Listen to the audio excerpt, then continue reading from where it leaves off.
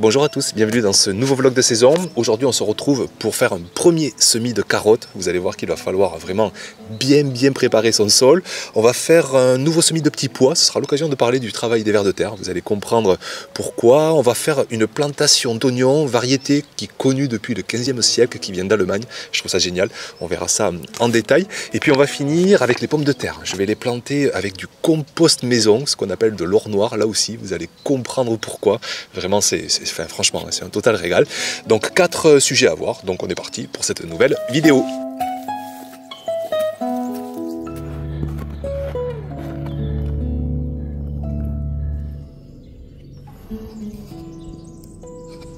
Alors on commence avec le premier semis de carottes de la saison. Généralement j'en fais 3, un au mois de mars, un vers le mois d'avril-mai et un en juin-juillet. Donc l'avantage de ce premier semis, c'est d'espérer des récoltes très précoces.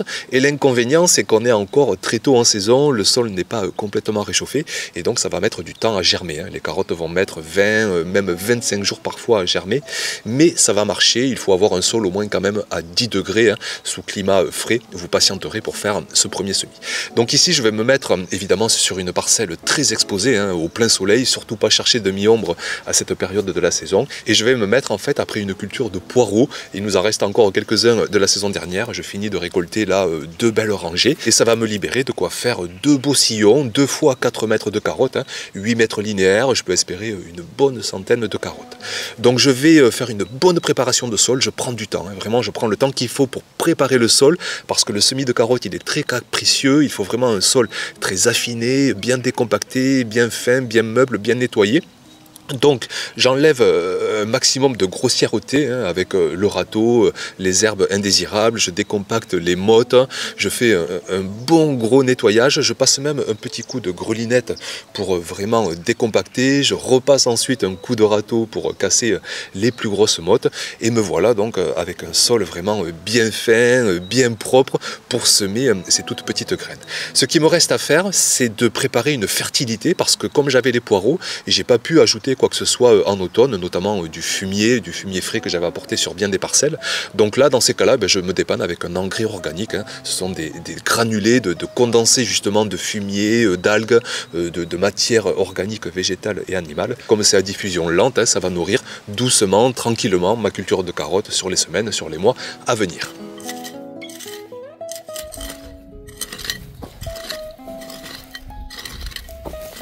Par la suite, il me reste juste à ouvrir 2 beaux sillons et puis ensuite de choisir une bonne variété. Parce que pour les carottes, vous avez des variétés à la fois précoces qui sont adaptées pour être semées en mars, avril, mai, dernier délai.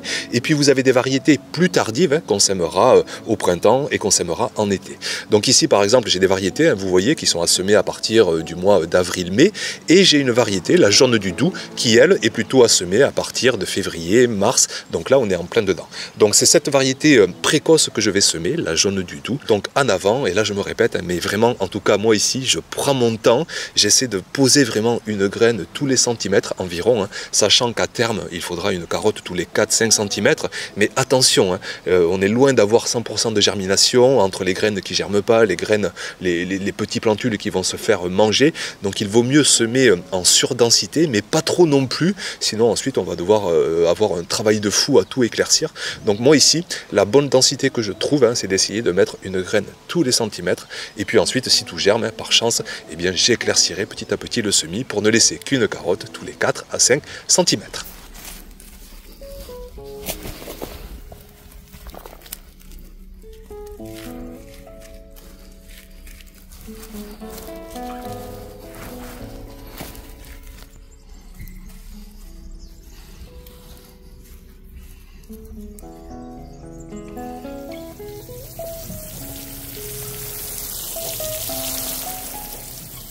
Et puis enfin, je vais installer un voile sur le semis. Alors ça, je ne vous l'ai pas souvent montré.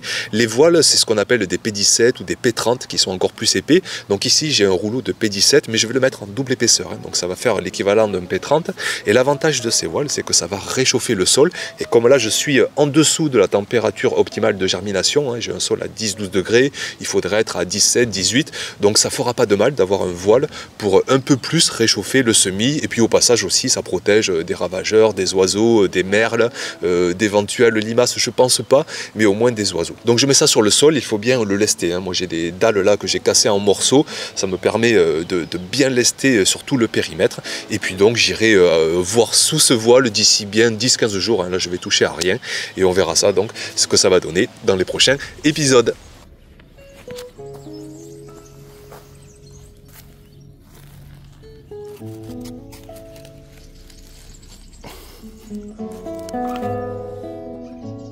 On passe ensuite à mon 28e semis de petits pois. Non, je rigole, mais bon, c'est vrai que je sème vraiment à la folie cette culture, hein, que ce soit les petits pois, que ce soit les mange-tout. Je dois en être à mon 3 ou 4e semis.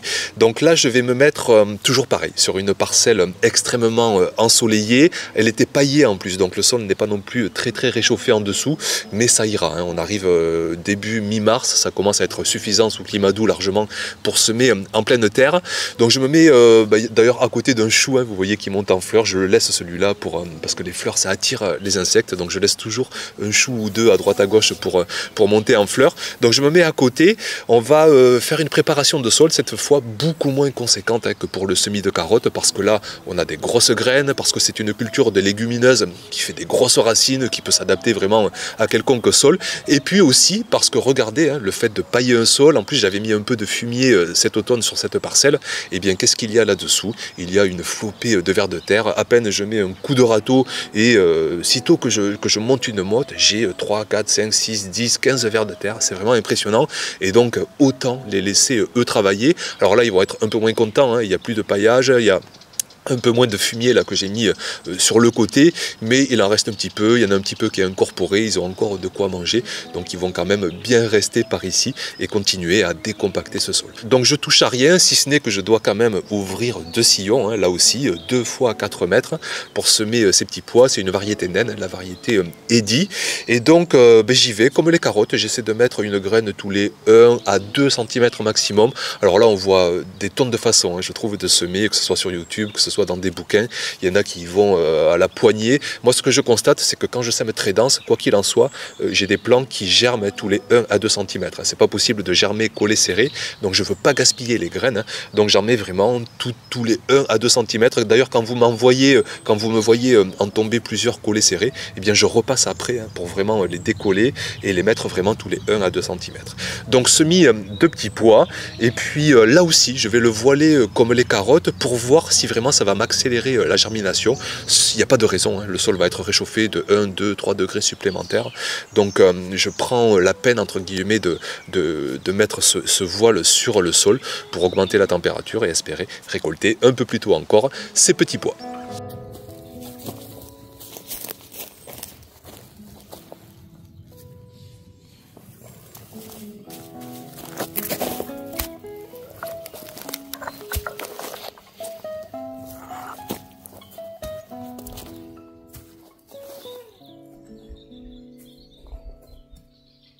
Maintenant, je vous montre une plantation d'oignons, des bulbilles, et c'est une nouvelle variété que je ne connaissais pas du tout, la variété Bamberg. Et en fait, c'est une variété allongée qui nous vient d'Allemagne, de Bamberg justement. Et pour vous dire que cette variété, elle est connue depuis le 15e siècle. Alors autant des fois, on sème, on plante des variétés très récentes, des variétés qui ont 10, 20, 30, 50 ans parfois. Et là, eh bien, dites-vous que c'est une variété qui est connue depuis plus de 5 siècles. Donc ça me fait vraiment encore plus de plaisir de la planter. Alors je vais les planter sur une parcelle là aussi au plein soleil. J'avais commencé déjà à mettre des échalotes il y a bien 15 jours, 3 semaines. Et donc là, juste à côté, je vais mettre ces bulbilles d'oignons Bamberg. Donc c'est une parcelle qui est bien enrichie à la fois de terre végétale, hein, ça c'est vraiment pour alléger ma terre argileuse de départ, et qui est enrichie de compost végétal. Ça c'est différent, hein. Ce sont des matières organiques végétales bien décomposées. Donc au final, j'ai vraiment un bon sol, et je vais faire comme je fais d'habitude en fait par ici. Je dépose d'abord mes bulbilles, hein, tous les 10-15 cm en tous sens. Et puis ensuite je prends, alors là j'avais pas mon mini croc sous la main, donc j'ai pris un genre de mini râteau, ouais on va dire ça comme un mini râteau, et puis j'enfonce donc juste à surface, hein, juste sous la surface en tout cas, ces bulbilles. Et puis là aussi rendez-vous d'ici, allez, 2 à 3 mois, on mangera d'abord des petits oignons bien frais, hein, et puis ensuite on les laissera bien sécher pour récolter donc des oignons de conservation.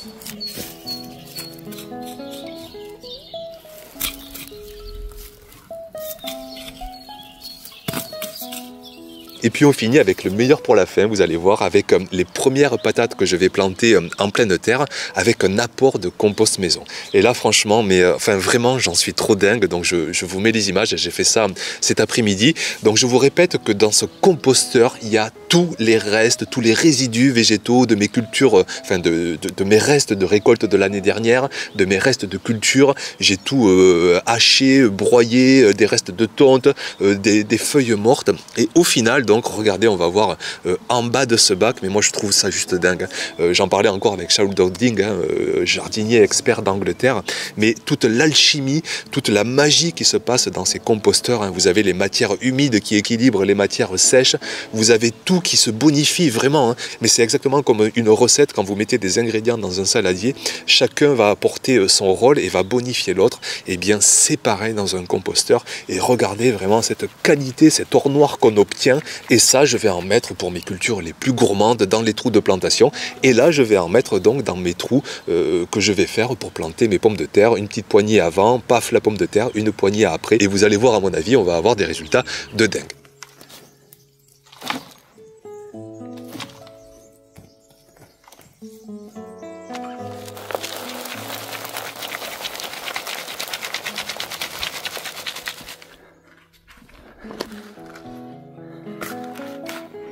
Donc je récupère ce compost, je le passe au tamis pour vraiment garder la partie la plus compostée. Je vais aller planter ça là aussi sur des nouvelles parcelles, toujours bien exposées au soleil, toujours dans un bon sol, à la fois enrichi d'un peu de terre végétale, d'un peu de compost végétal, et donc enrichi en plus de compost maison pour ces premiers tubercules que je vais mettre.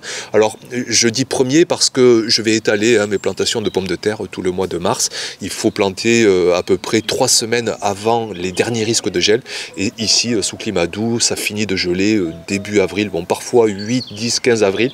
Dans ce cas là il faudra que je paille si les germes sont sortis de terre, parce que ça supporte pas le gel, donc faites attention et ne plantez pas trop tôt par chez vous.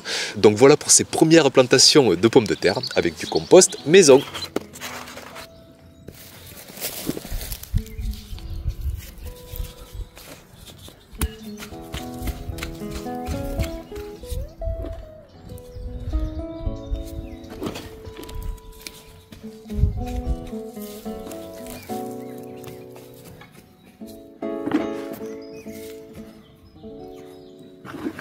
Comme à chaque épisode, merci beaucoup pour votre attention, merci d'être si nombreux, de passer par ici, de suivre ces vlogs, parce que c'est un format qui n'est pas forcément évident, il n'y a pas les titres accrocheurs avec trucs, astuces, machins, des chiffres, des potions magiques, tout ce que vous voulez.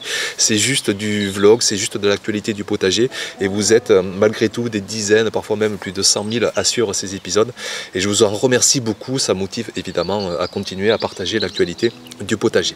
Merci encore de passer par ici, et puis à très vite donc pour un prochain épisode. Ciao!